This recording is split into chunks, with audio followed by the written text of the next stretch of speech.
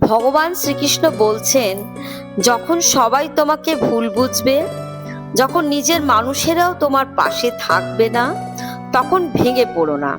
কারণ যুদ্ধটা তোমার, আর তোমার সারথি স্বয়ং শ্রীকৃষ্ণ। শ্রীকৃষ্ণ বলেছেন, জীবনে যা হারিয়েছো তার জন্য কেঁদো না, কারণ যা তোমার সত্যিই প্রাপ্য তার সময় একদিন তোমার হাতেই তুলে দেবে।